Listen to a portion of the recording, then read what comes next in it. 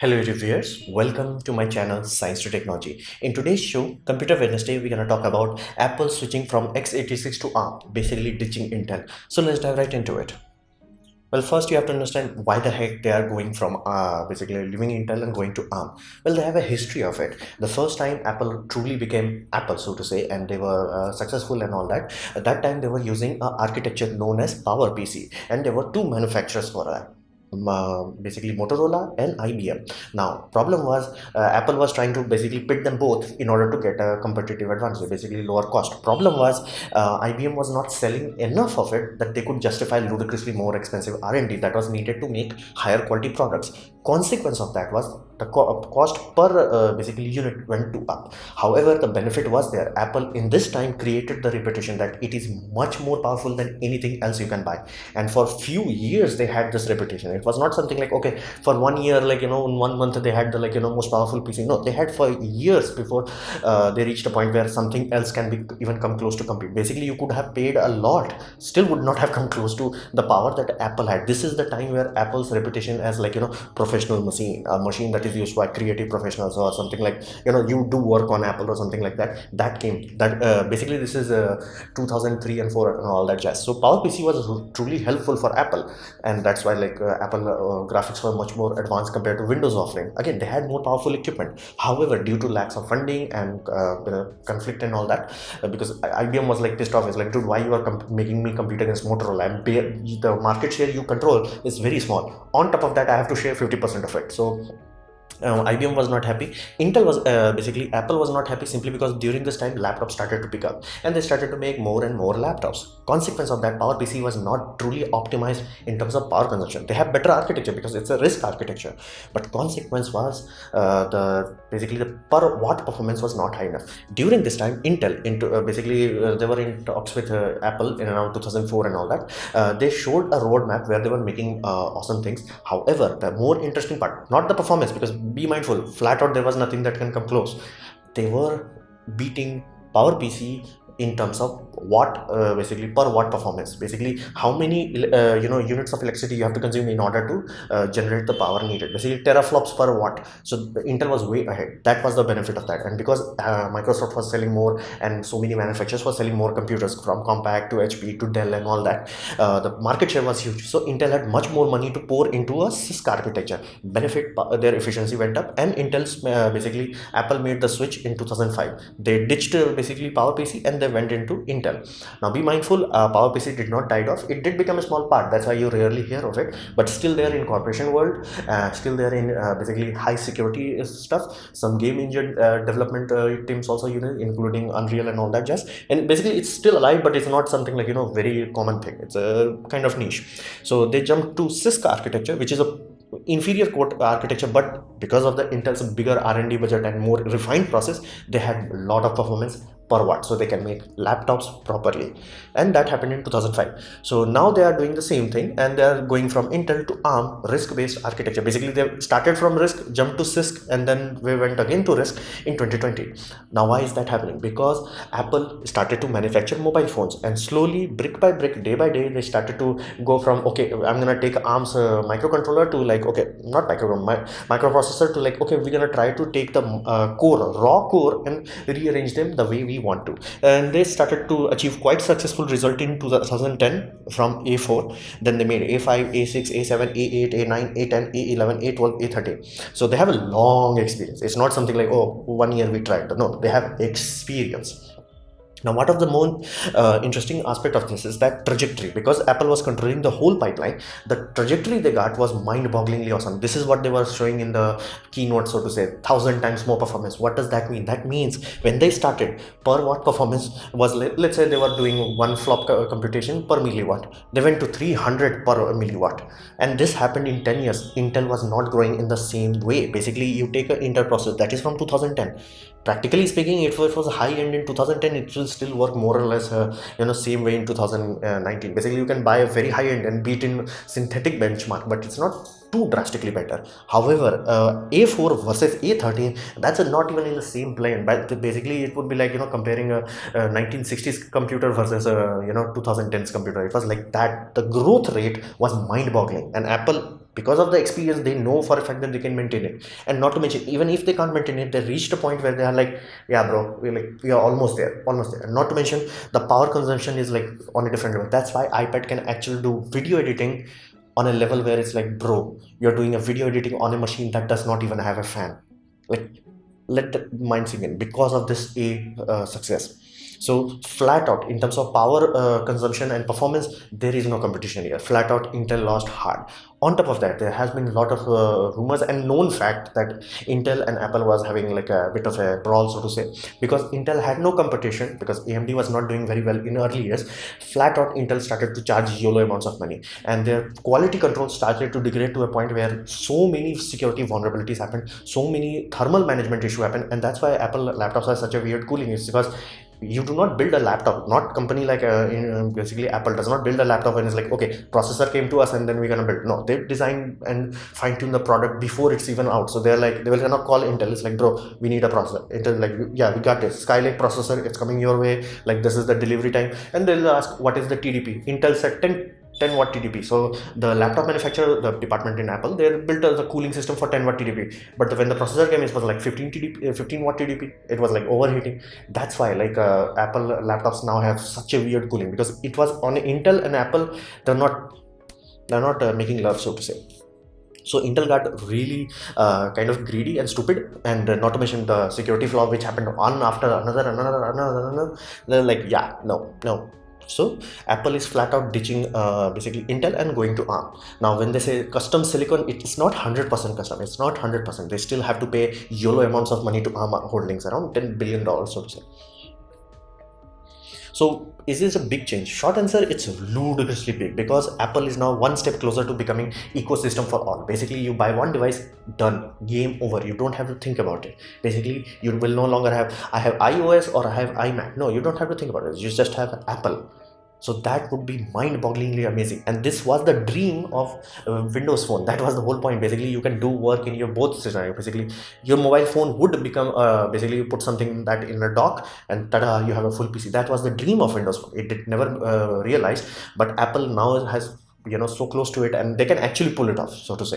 So that old saying of engineering, whether you build it first or you build it better, Apple is doing it better, so to say. So Apple is very close to that exact dream, like the dream that you see in people saying in Samsung decks. Basically, you put it there and you have a full desktop experience. This Apple would be very close to that. Why? Because again, let's say A13 right now is comparable to a low grade desktop system. That means it's good enough at this point in time that every app developer can design a button that says desktop mode, or like just have an automatic detection system. The end, like flat out, you will have a full fledged desktop experience if you can wirelessly pair a keyboard and wirelessly pair a monitor. Done. It's doable thing. So Apple is very close to that. So I'm reasonably sure if things go well, again, many things could go wrong and this whole architecture will fall apart. But if things go well, you're talking about like around 2023, Apple would have that solution where it's like, dude, if you do light work, just buy a monitor and keyboard and done. You will have one device to do everything. So that's mind-bogglingly awesome, and Apple is very close to it. Then we come to another aspect. Intel is in a bad spot simply because while they had uncompromised reign supreme for like few years, AMD, because of their desperation, they started to experiment way too ludicrously, and they created products known as Bulldozer. I have them. It was not very good product. However, basically the gamble they did paid off. The chiplet design works. Benefit, they started to reduce their shrink size, basically node size drastically. So Intel got stuck with 14 nanometer while AMD dropped to as low as 7 nanometers, and they are even working on 5 nanometer. Because of that design architecture, they can do it very quickly, very cheaply. So inherently at this point in time, the performance gap is so huge. Even companies that have been like traditionally buying thousands of server processors, they are like, dude, we have to buy Epic Room processors. And that has started to happen with as big of a manufacturer, basically consumer, as basically Amazon Web Services and all that. Like right now you can see flat out many web service providers like get virtual machine with ROM processor. That market loss, that is very severe. It will not affect Intel in one day. It will take few years before actual stock value catches up, but that's a big That's a big punch. On top of that, a lot of partners are leaving. Apple is not a partner that you can just let it go and like don't even care about it. Like that's a big impact. Nowadays, supercomputers went from okay only made out of interns to like okay there are AMD supercomputers and ARM supercomputers also. So flat out that Intel is having a kind of a bit bad spot. So Intel is gonna feel the pain, so to say, in 2 3 years. What about Windows? Now, Windows is gonna lose flat out simply because Windows will have to compete something that runs Windows, basically PC, and basically mobile systems. Because while many mobile applications have been written from scratch, from fresh, they do not have to deal with old libraries, old habits, and all that jazz. They are very efficient. In some of them are, most of them are gibberish, but some mobile applications are genuinely better than their desktop counterpart. Because again, if you start from fresh, you have a lot of improvements you can do, and because of the Apple ecosystem, they will have like, hey, whole of App Store plus whole of Mac systems, you will have that. And not to mention because of the control, Macs basically applications are far more stable. So flat out Windows is done, and then we come to Android part. Now Android had went from like I've been using Android for very long years, because like this is my first bought phone, so to say, Lenovo YP1. Updates, what are those? Like what is update? We never even heard of that when this was out, and this was like why Apple has such a good reputation. This is one thing they did properly well. They like honored the commitment. Basically, you are paying that much, they honored the commitment, and they did updates and all that. However, in recent times, Android has learned a lot, and they have fixed a lot of the problems. Now updates are something that went from what are updates to like, oh, reliable update for 2 years. So Android needs to polish a lot. That's the biggest issue with Android is tangibly more oomph, more performance oriented, but it does not have the polish that Apple has. Like I do not like anything that Apple does except their hardware polish. Like somebody sits down and designs the damn thing. Somebody sits down and is like, hey, does this application bloody runs or not? So that is tangibly good. Android really has to push on that front. And then you have to understand the overall impact. Apple is ludicrously close to monopoly, so to say, and I mean in entirety of IT sector. So that's a very big thing. That's a big change. So what about Windows? Basically, let's do closer into it. Flat out, Microsoft does not care. Why it does not care? Because it's a corporation. They have to make money, and they are not making so much money out of Windows. This is a few years old, and you can easily see Windows are only comparing for 9% of their total profit. They are making most of the money from Office, 28%, Xbox, 11%, and the right now the current champion, the Windows server industry, basically Azure side, 22%. This right now, if I'm not mistaken, is as high as 35%. So right now, that's the main focus. That's what every employee in Microsoft is working on that. And they have others hardware division that barely makes some profit, and they have some advertisements and all that jazz. And you can see this in basically Barnacle nerdgasm. He flat out specifies like basically Microsoft flat out fired 100% of their testing division. They do not test. Consequence of that, Windows lost their entirety of reputation, and reputation matters specifically for commercial clients. It's not something that you can just YOLO it. It's tangibly had a side effect that Windows updates are a meme now. Like it hurts so much. It's like people like started to make memes out of it. Flat out, the fact that you cannot disable updates, and you're like, no, no, no, you can do this. No, flat out, you can't.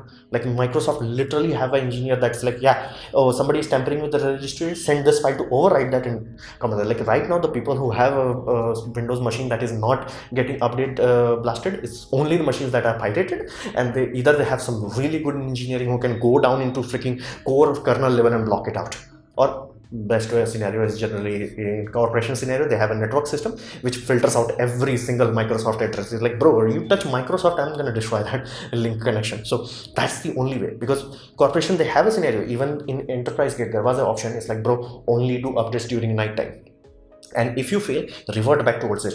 That flat out did not work, and people have scenarios where they're like multi-billion dollar deal is supposed to happen, and their system froze. Windows updates, things like that happen, and that's very bad, because you have to understand Microsoft was never as good as Apple in the early days when they actually started to become good. Like let's say XP era, that was like, whoa, XP, damn, that's this time like truly polished operating system and all that jazz. And then they destroyed it with Vista. Then they polished it again with Windows 7. Then people started to make a joke, there will always be like one lame one good one lame one good one. And then Windows 8 happened, people lost hope. And then Windows 8.1 happened, people just gave up. And then Windows 9 disappeared and Windows 10 happened, which they forced to a point where they're like, what the hell? Like genuinely, the fact they removed all the testing, the fact there are now updates which people know for a fact that if this update reaches your computer, it might delete your file. It's like, what the hell? People can't take Microsoft seriously. So what was the consequence of that? A lot of corporations jumped to either Apple or Linux. If you did not have the money, you had to do something stable, you had to go to Linux, and that happened. It's like, that's why I'm saying that percentage that is 9%, that is shrinking. So Microsoft does not care, and consequences are we are stuck. Basically, laptop manufacturers, I feel really sorry for them. They are stuck. What about Google? Now, Google is in such a very big spot. They cannot be pushed away because again, you have to use Google service. Apple have to use Google service. So Google is in a place where they're like, dude, we are stable, but we are like, feeling the pressure, so to say. So they have to do something which they have done very well. They have to control fragmentation. They cannot have like, if you are familiar with old Android history, as in like 4 or 5 years ago, Android phone used to come with their OS marked in their box, basically, hey, Nougat, KitKat, or things of this nature. The reality was, because if you get that OS, you're stuck with it. You cannot upgrade to it. Don't even expect updates. That has control. Like right now, it's still there, simply because a lot of the people, while people say Android phone do not last, I have personal experience. I've been using this phone quite recently. The only reason I removed it because the battery got damaged, because I like plugged it into a computer USB port which does handshake. Battery swollen happened. Did not go boom, but again I had to let it go. And my father used an Android phone for 5 years. So all those phones, that once they leave the market, right now the new phones that are coming, specifically, I can guarantee any phone you are buying in 2020, if from a reputable manufacturer, you're gonna get at least one whole year of updates and a one OS cycle. And that's happening even with Samsung. So that is mind-bogglingly good. So they're controlling it, but they have to push it. They have to really push it. So make sure that anybody who buys after this point, because again, Apple still needs 2 whole years to finalize the transition. So this 2 years is the Google's main bread zone. Basically, if they can make sure anybody who buys phone now and have the experience, hey, I get the same updates as you do, and I also get the security update, and it does not have to push 5 years, because again, nobody wants to use their old phone for 5 years. My dad did it because he did not wanted to spend money on that. So if you reach that point, Google can make sure that they do not lose new market. They have to fix the Play Store, because Play Store's reputation is much worse. While the quality and all that, remove that, but they have to do quality control, QC on that. And Android layering has to be tuned much more than that. Android layering is what is allowing right now modern phones to have updates, simply because Google can send an update, because it's a layer wise now, because you have a UI layer, you have a kernel layer, you have a media interpolation layer, you have multiple layers, and Google only sends update for that exact layer, and the layers are exposed now. In earlier days, was like this one final package I'm sending you. Now it's layer by layer. So based on this layer, once they finalize this, they will finalize it in 1 or 2 years. They will have the idea that if there is, let's say, a serious security bug, they will send the update. It will directly bypass Samsung's check and directly come to Samsung phone, bypass Sony's check, come to Sony's phone, and all that jazz. It can be done. So if that is done properly, you could easily see a future by around 2022 where every Android phone is thoroughly updated for at least 3 years. So they have to really fine-tune that layer structure. The price has to come down, because at this point in time, Apple would be in a position in 2-3 years, they will like, buy a Apple. It's everything you will ever need. Buy Android, you still need a PC and laptop. So be mindful. The prices of these ludicrous devices has to come down. I'm not talking about Fold and all that, but again, the like Ultra should not cost like $1,000. Basically, $1,000 is unachievable at this point in time. Then we come to Samsung. Now, Samsung is also going to feel the impact. However, they are in the strongest position. Now, the reason why I'm saying that Samsung is one of the few conglomerates. What does that mean? That simply means they own almost everything. Like literally, you can think of a manufacturing division, they have it. You can think about semiconductor, they own it. You can think about petrochemical, they have it. You can think about military vehicles, they have that also. So basically, they have everything. The total numbers of companies inside them is around 80, which includes medical research industry, hospital industry, clothing lineup, and like so many things that is like, whoa. Like Samsung Electronics that we interact with, talk about, is like, yeah, just 2%, man. Don't think too much about it. So Samsung has the oomph behind it. So they are in a position where they can physically endure a losing proposition. So what is their ace up their sleeve? Exynos. Now you have to understand that Exynos was a joke in the early years, but right now Exynos is not as good as Snapdragon, but is horrifyingly close. It's like, bro, if they push it little bit more flat out, it will destroy Snapdragon.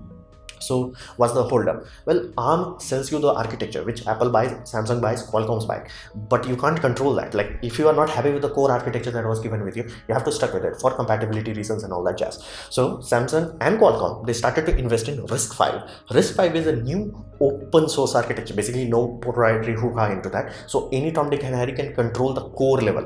Samsung can control the chip, but they still have to rely on the cores that are coming from ARM. So if ARM gives a lame core, they're stuck with it. Samsung can change that, and they are working on it. Exynos is like a kind of platform built for RISC-V. So RISC-V, if done correctly, they can now fine-tune on a lower level. Basically, Apple is controlling the software level to the core level. They are going from basically a logic gate to instruction set architecture from that upwards. So Samsung can fine tune the hardware end.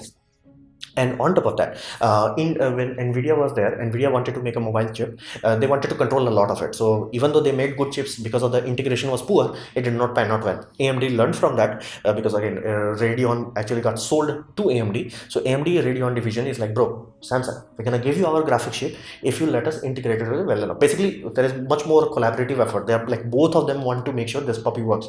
If this works, the early reports are in, it is tangibly mind-bogglingly awesome. So basically, A15, A16 does not even come close to it. Like basically, they will be right now, if they do this flat out, they will be stable for around 4 years. The graphics performance is that high right now, because again, it's coming from a desktop downwards, not going from mobile to upwards, from desktop downwards. And not to mention, because Samsung has actual manufacturing ability, basically they can like, bro, I need few million chips, not like Apple, which has to call Sony, hey bro, we need so many imaging sensors, hey Apple, we need this many, basically, hey Samsung, we need this many OLED screen, this many RAM chips and all that. Samsung has that oomph where they can fine tune the whole pipeline, reduce the cost, because they do not control the software end, but they control the core hardware end from the manufacturing to the full final production. They can really polish things up.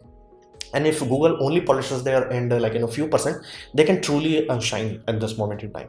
So this is up to Samsung to truly compete against Google, I'm saying, basically compete against Apple, so to say. So let's see what upcoming time releases.